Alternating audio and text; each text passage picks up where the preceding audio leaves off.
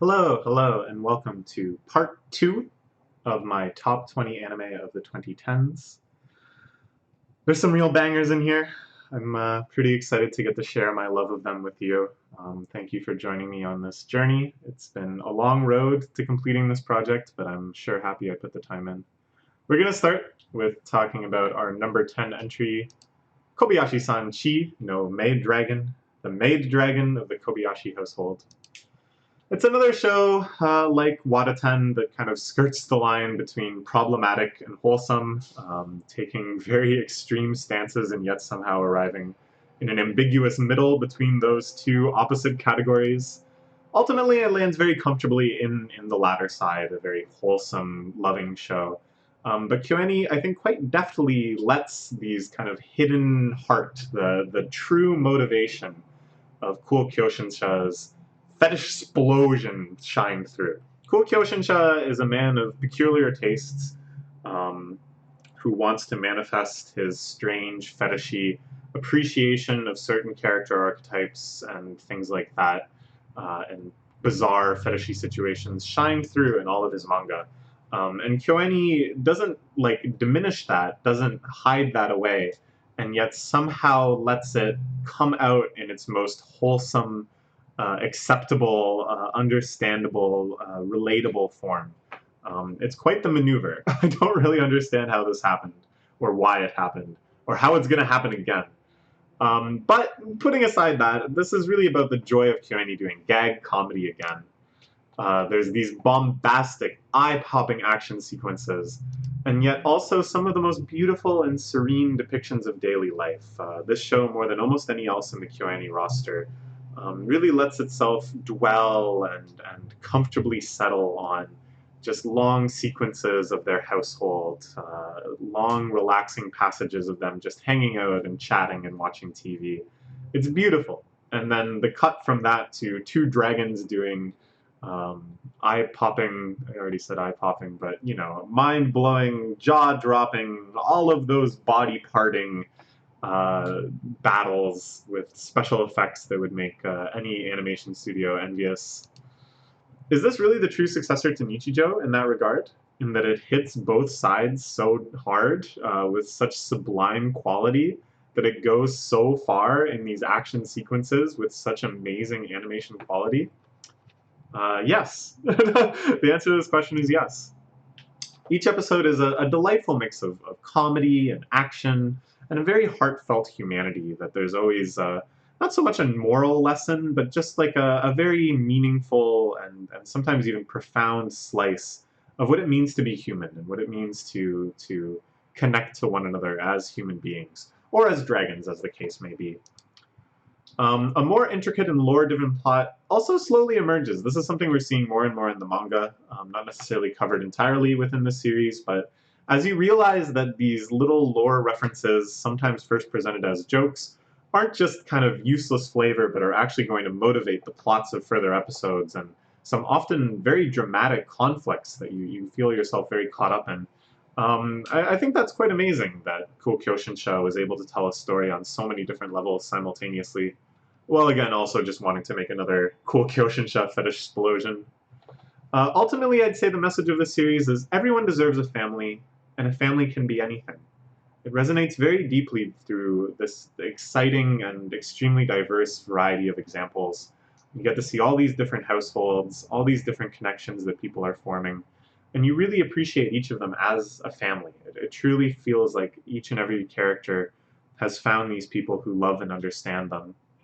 And that you watching it, even if you are the type to watch fetish explosions, even if you are the type to watch this late night otaku anime, even if you are the type to fantasize about having a dragon maid take care of your every whim, you too deserve a family. You too can find people in your life whom you can call a family. It's a very, very beautiful message, and I think it's very well expressed, if not explicitly, then through these myriad of examples. And apparently, season two, they had announced season two like a year or plus ago, and I was like shocked that it was happening at all. And then I thought, okay, well, probably KyoAni isn't doing it. They're giving it off to another studio. But no, apparently KyoAni themselves are handling season 2. KyoAni is going to put Iruru on television. Because as far as the questionable content of this series goes, you have not seen anything yet if you've just watched the anime. Things are going to get a whole lot crazier, and the fact that KyoAni is on board for all of that is mind-blowing to me. Anyways, moving on to number 9. We have quite an underappreciated little gem of a show, I think, known as Sora no Roto. I first picked this up because I was told it was Military K-On! It has the same character designers, it's the same 5 girls, all who play instruments doing some musical-related thing. I thought, okay, that's good enough for me. It had some sort of military-type premise. I didn't really know what was up with that, but I thought, sure, that's good enough. And it does exceed if that's all you expect. It's very endearing and compelling with its characterization. It has very cute and lively animation. You get to see them get to know each other better, get better at what they do, just kind of develop themselves as characters and mature into the roles that they've been given. Everything that you like K-On! For is here as well. So I don't think I was wrong in picking this up hoping it would be Military K-On! But it's also so much more. You have Kanata, our main character, which again, this is a very typical plot in these sort of slice of life shows, and kind of goes for K-On! As well. That she's a fish out of water. She doesn't really know what she's doing yet. She's learning her routines, her responsibilities. It's what I would call a well-earned coziness. That the coziness of the series isn't given to you right away, but rather as she becomes comfortable, as she becomes familiar, as she grows into her role, then it becomes more and more cozy, and it feels so satisfying that once you get to know the environment and you feel comfortable with what she's doing, you start feeling just comfortable in general. It's a very wide slice of life. It delves into the charming everyday and special ceremony and sees the fictional town in which it's set. You get to see how people live their lives on a day-to-day basis, but then when there's special ceremonies and festivals and other spiritual type events, you dive into those as well. They're very thoroughly depicted. You learn about all these traditions, and you see them again through Kanata's freshly appreciating eyes. Very, very well written in all of those regards.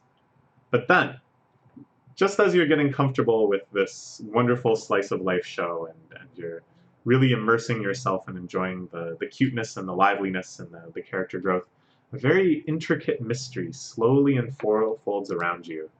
These haunting lore illusions build into a very suspenseful plot that you think might just be backstory until it shockingly collides with the present. I don't want to spoil too much about how that happens, but it's very, very stirring, very powerful, and the last thing you would expect. I guess maybe now you'll expect it, but I bet you won't. I bet if you watch this show now, by the time this stuff starts happening, you'll be shocked as much as if you had never heard that it would. Personal and political start blending together, enriching each and every character's narrative, that you start realizing that they're not just individuals, but they actually stand for something in their military role. They've had these pasts that we start to learn. There's a much more large-scale geopolitical motivation behind all sorts of things that you thought were just kind of set dressing. It's amazing. The climactic scenes totally obliterate your genre expectations. There's these heart-stoppingly beautiful moments of courage and connection that I would never, ever have anticipated from a show that I thought was just military K-On!, but I really, really love, that have really stood out in my mind in the years since I've seen this. But the true strength of the series is more than the sum of just these parts. The richness of the world that they build and the lives that inhabit them, through the soundtrack, through just the background art, through the storytelling, the characterization, it suddenly stands as something just kind of above and beyond anything you could put into words. Something that you truly have to look on in awe as a masterpiece, that this is something truly special they're able to construct. It really feels like the authors and all the artists and everyone involved truly believed in this world, that they lived and breathed it while they were making it. It wasn't just a show for them. It wasn't just another anime project, but truly something that represented a major part of themselves that represented a world that they had been envisioning for who knows how long. You know, that kind of masterpiece, a masterpiece that feels like it has everything put into it. It's so good. Season 2 is never going to happen. We should be honest about that. But it feels actually somewhat appropriate, I think, that Season 2 is just this idea. It's just something that exists in the minds of the fans. And if you watch the ending, I hope you're also left with this feeling of there's nothing more appropriate than just it going on into our memories as this very beautiful, very special show.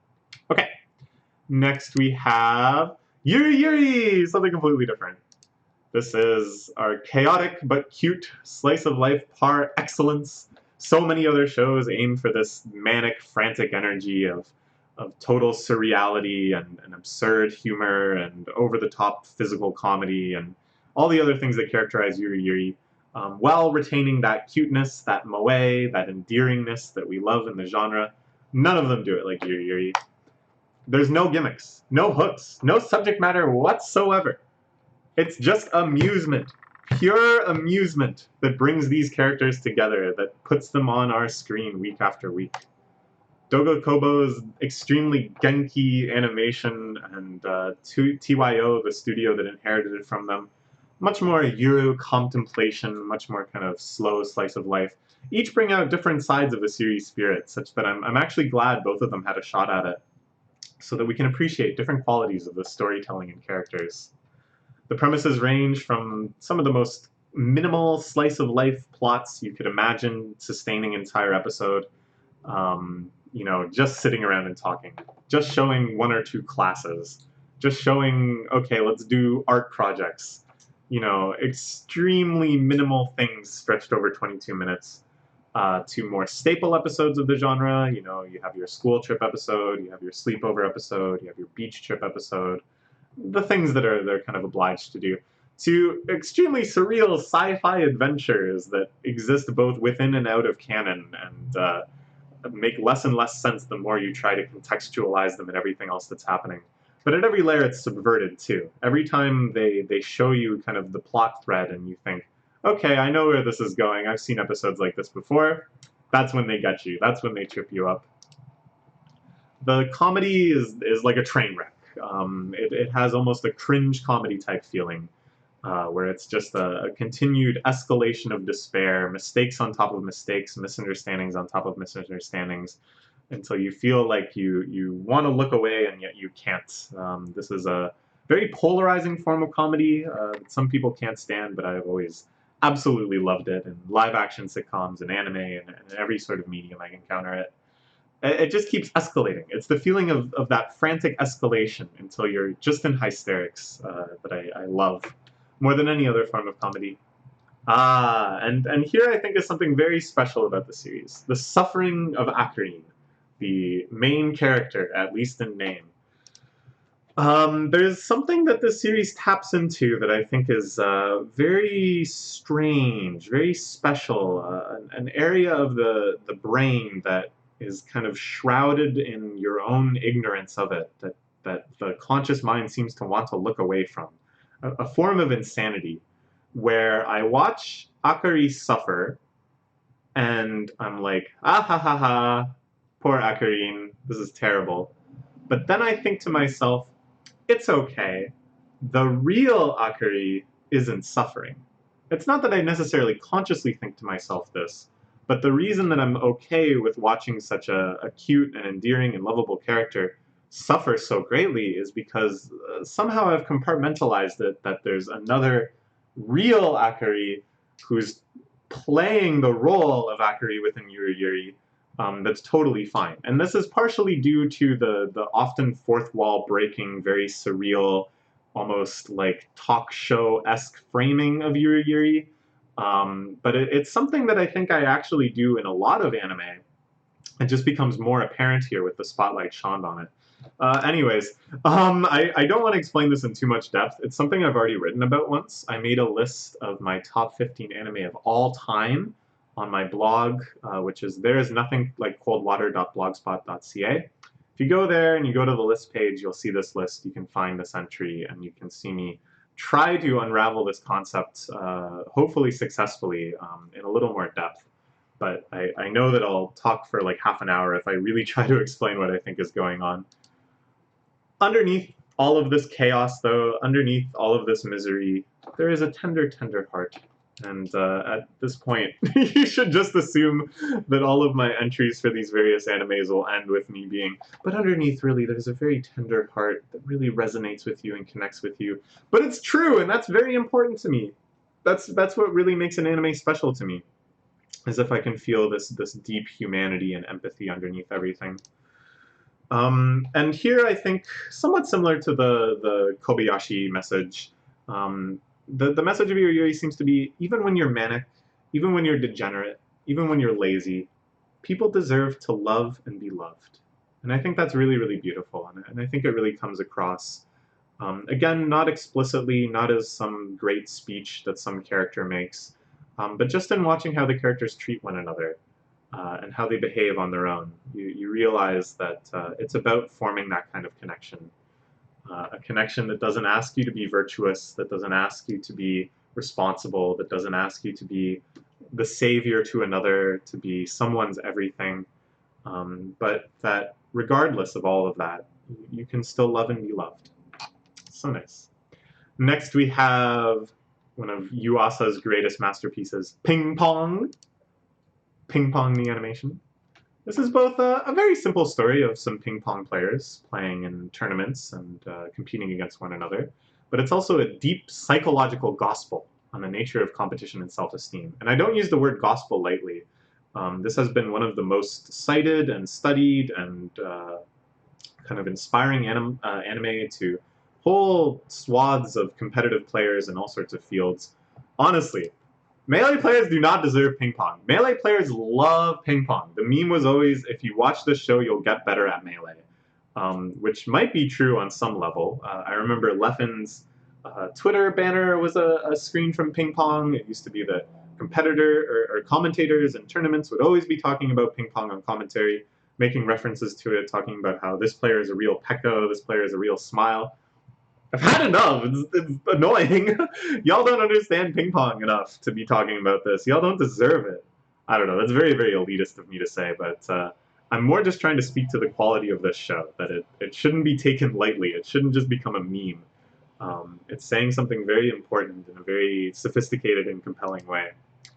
It investigates questions of motivation that lurk under the surface of the psyche. The sort of questions that you can't quite articulate to yourself about why you're doing the things you're doing, why you care so much, that are just kind of there in the darkness. This show brings into the light, sometimes explicitly asking them of each other, the characters on the show. And it doesn't back down. Where other series would be so content to be like, for my friends, woo! I do it for my mom, she's dying in the hospital. Oh, I do it because I love volleyball. I don't know. I don't really watch a lot of sports anime, so I'm not sure what I'm parodying. But where other shows would kind of find an answer and be content with it, this show doesn't back down. It's relentless. Okay, but why? Why do this of all things? Why try to make a living playing ping pong? Isn't that creepy? Isn't that a little strange? Why do you care so much? Why is this so important to you? You know, and each answer just doubling down. Okay, but why? Like, where does this come from? Is this actually just trauma? Is this actually just compensation? It really deeply investigates in a way that very few other media has for me, this nature of competition. It resonates so deeply with me because, you know, these are the questions that I'm often afraid to ask myself when I'm try-harding at video games. Not that I've ever made it to a top-tier competitive level, but I have been competitive in quite a few different video games, such that I'll go to tournaments or grind really hard to appear on online leaderboards or spend hours researching and practicing on my own. And these questions are always lurking behind me. Why? Why do I care so much? What am I hoping to achieve? What do I think this says about me? And seeing this show kind of represent the different attitudes and different answers that I've half arrived at over the years, it's really, really deeply resonant. Each character, I think, perfectly functions as an agent of these viewpoints, as just someone who can stimulate these conversations and ask these questions. but they also feel so genuine, so endearing, so capable of growth and change that you would never write them off as one-dimensional, as just these agents of viewpoint. Um, but as real people. It's still very much a story of real people living real lives. Plot moves through these arcs and ideas so naturally. There's not over dramatization. There's no forced drama, so to speak, where some crisis happens that kicks everything up a gear, but rather just these characters' natural ambitions and the way they interact motivates everything. Everything, of course, is so dynamically portrayed by Yuasa and Science Saru, the studio behind this. I can't help but go off on the production. It's so unique, so compelling, so like anything else. The fluidity of the cuts, the completely wild perspective, everything surges with the emotions of the scene, that the way the characters are feeling, the significance of what's being depicted, rules over every aspect of production, of how it's actually shown to you, such that you're more just seeing the raw emotions of the characters than a depiction of reality.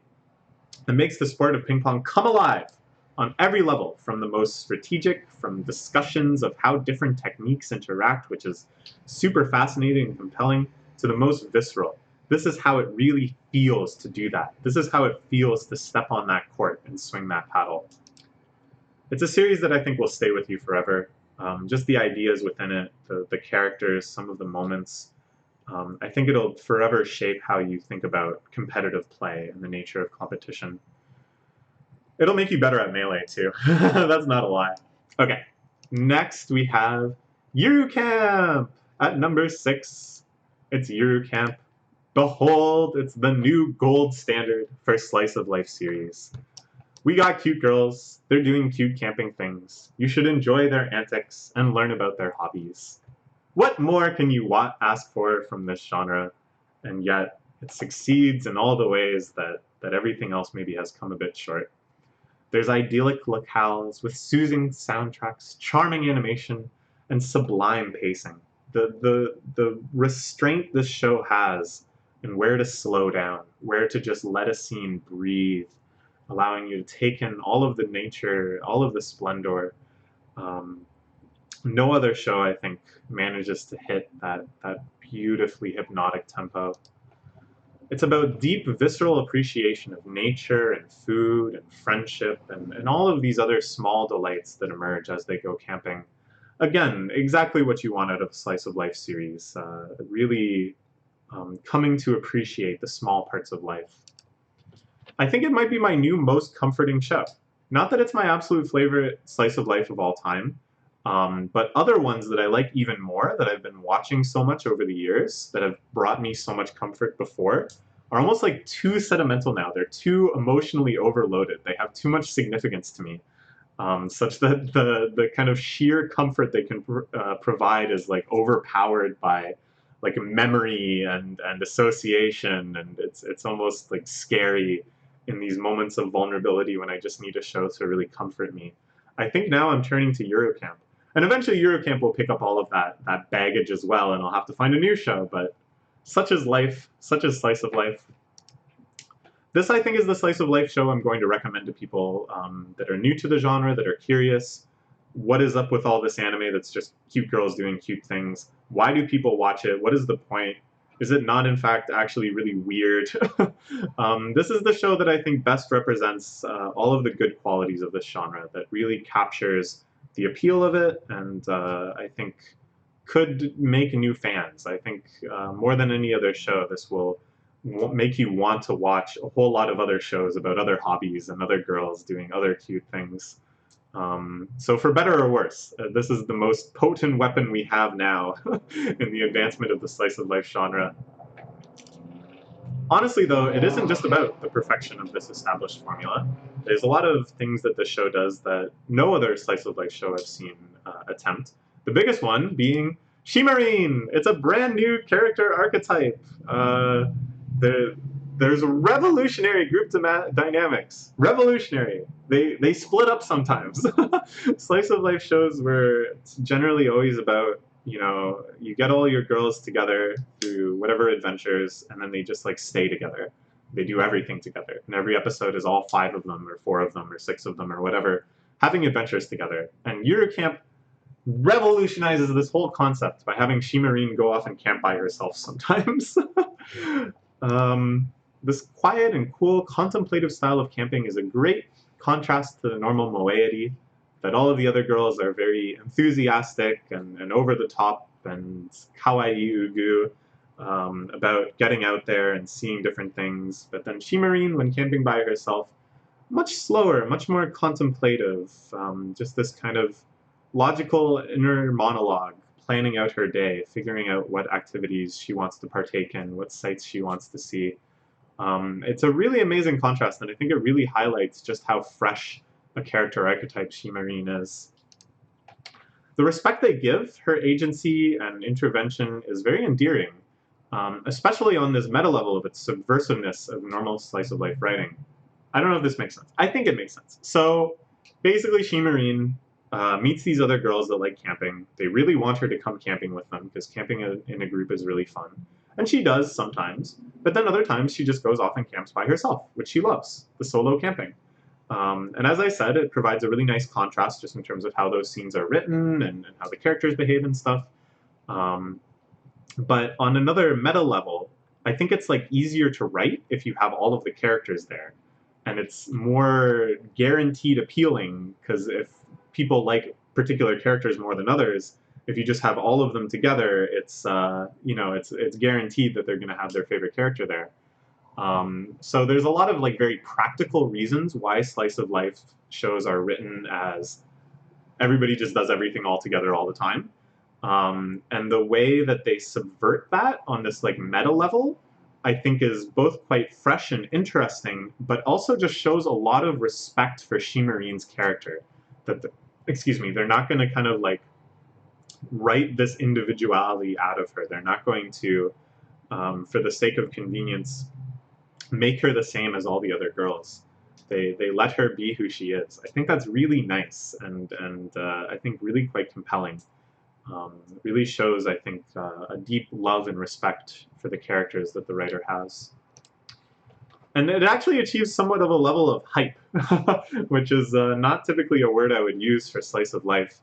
But the feeling of when Shimarine does interact with them, or getting to see a little bit of her solo adventures, feeling that kind of rare appreciation for it. There's a scene in particular where it's like the first time they all go camping as a big group, and they go over and check out Shimarine's stuff, her camping equipment. And they're like, oh, I've seen this one in the catalog. Oh, I know what's up. And Shimarine's just kind of like, it's a good deal. Like this kind of like understatedness, I don't know. It's really, all I can say is that it's hype. I don't know why, but it feels really hype. I can't wait for the second season. Heya Camp, the spin-off, which aired earlier this year, was fantastic as well. And season 2 is starting in January. Oh, it's going to be so great. Okay, I'm actually going to end this video here. We did 10 in the first video, but it's just taking longer and longer to talk about these shows. And I'm not going to fight that. I just want to spend the time that I think these shows deserve. So we'll join back up tomorrow for the final 5. I'm so excited to share them with you. Please try to guess what they are. That's always very interesting to me. I don't think there's anything on there that's too shocking. So yeah, here's a sneak preview. The 5th place show that we'll talk about is Shirobako. Okay, we'll see you then. Bye-bye.